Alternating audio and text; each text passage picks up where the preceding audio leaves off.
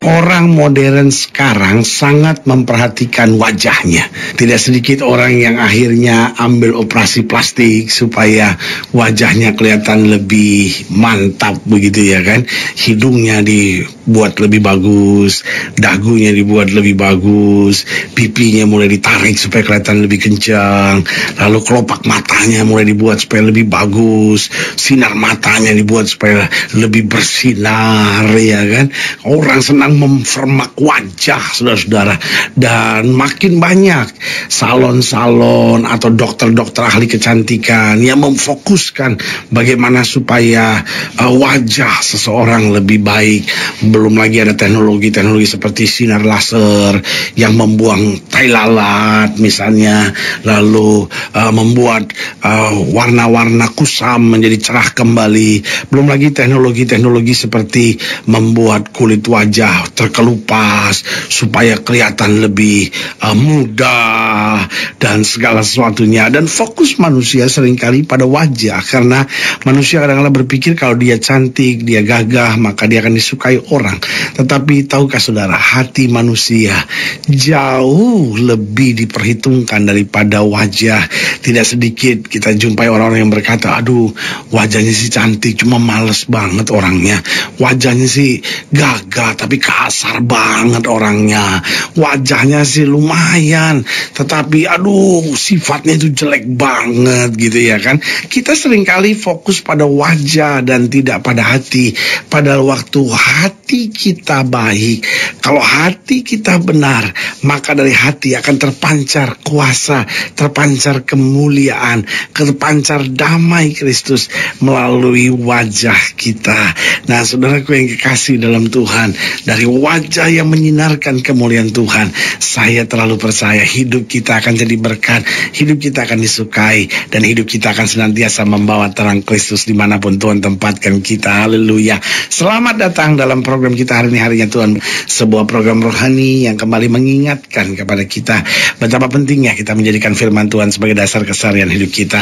Karena selama kita jadikan firman Tuhan sebagai dasar keseharian hidup kita, langkah-langkah ke depan kita penuh dengan kepastian, kemenangan, berkat, mujizat, dan perkara-perkara yang besar. Haleluya. Dan dalam program ini kita sedang bicara tentang wajah Tuhan bersinar. Saudaraku yang kasih dalam Tuhan, saya terlalu percaya Paulus berkata, hidupku bukannya aku lagi, tapi Kristus yang hidup di dalam aku. Itu berarti waktu Kristus hidup di dalam kita, bukan hanya dia hidup di dalam kita, tetapi wajahnya dapat bersinar melalui kita.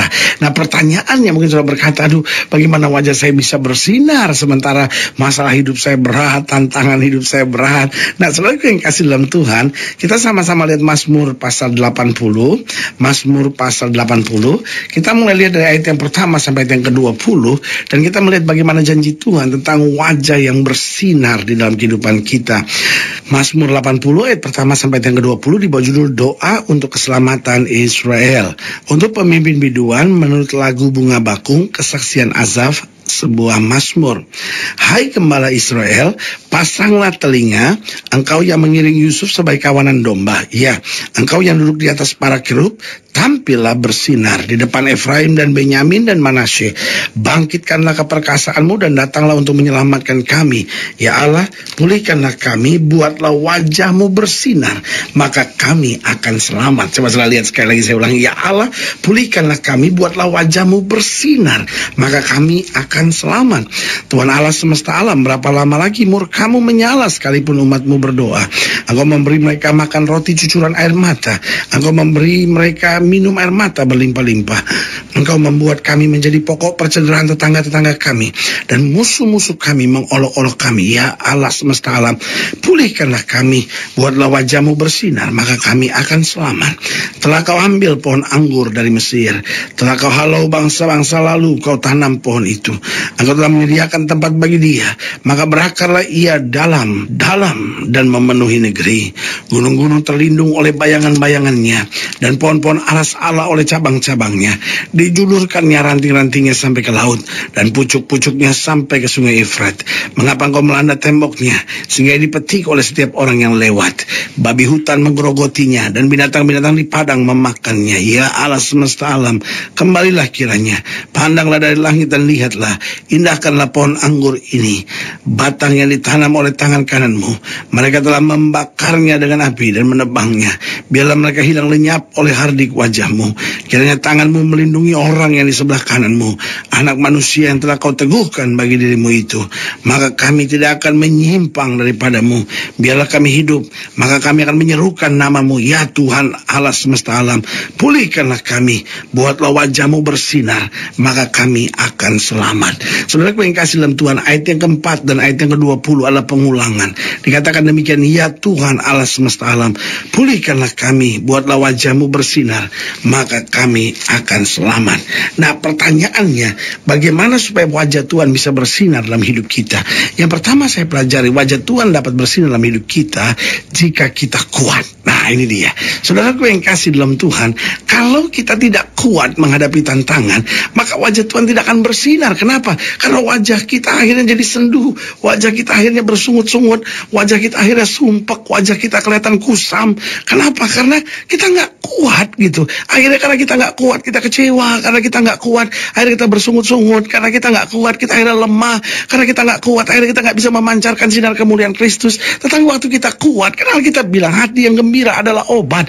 Berarti orang yang bergembira, orang yang mengimani janji Tuhan, dia akan makin hari makin kuat. Dan waktu dia makin hari makin kuat, orang yang mengerti persoalannya, orang yang melihat wajahnya akan berkata, loh gimana mungkin orang ini ngadapin persoalan yang begitu besar, tapi kok dia begitu tenang? Orang lihat wajah saudara, kok ada damai terus ya, kok kayaknya ada sukacita gitu ya, kok kayaknya ada kekuatan gitu. Kenapa? Karena waktu saudara kuat menghadapi tantangan, dan hati saudara bersih di hadapan Tuhan, hati saudara tetap melekat kepada Tuhan, maka wajah Kristus akan bersinar lewat hidup saudara. Dan orang melihat wajah saudara dan dapat merasakan damai sejahtera Kristus. Orang melihat wajah saudara dan melihat sesuatu yang berbeda, sehingga orang berkata, Rani, kok saya lihat wajah kamu tuh kayak tenang gitu, saya lihat wajah kamu tuh seperti ada sesuatu yang berbeda gitu. Nah, ini yang saya bilang, pancaran sinar kuasa kemuliaan Tuhan terpancar lewat wajah saudara.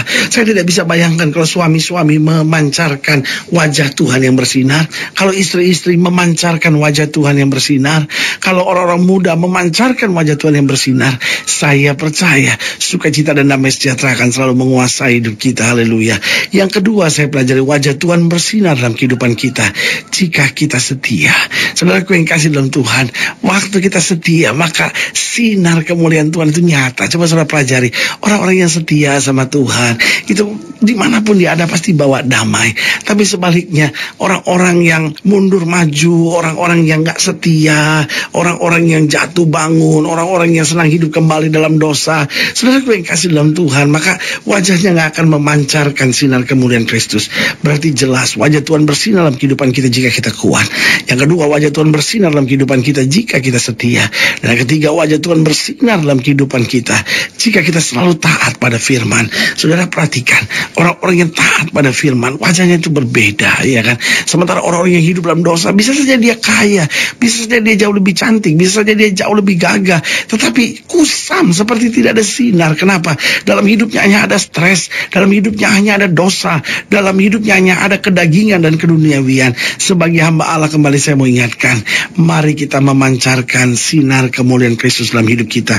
Sudah terlampau lama kita jadi Kristen yang biasa-biasa. Sudah terlampau lama kita jadi Kristen yang cuma rutin belaka, oh ya saya Kristen, saya pergi ke gereja, lalu saya coba baca Alkitab, saya coba nyanyikan lagu rohani, tetapi tetap dosa nggak mau ditinggalkan. Nah, orang yang seperti ini kan jadikan segala sesuatu hanya rutin, hanya kebiasaan saja. Lalu akhirnya berdalih dan berkata, ya saya kepengen, tapi kayaknya masih susah, mungkin belum waktu Tuhan kali. Saudaraku yang kasih dalam Tuhan, waktu Tuhan untuk pertobatan kita adalah secepat-cepatnya. Kapanpun kita mau bertobat, Tuhan mau menerima kita apa adanya. Nah, kalau kita mau hidup selalu taat pada firman, disitulah kuasa kemuliaan Kristus akan terpancar lewat wajah kita. Jadi ingat, Wajah Tuhan bersinar dalam kehidupan kita jika kita kuat.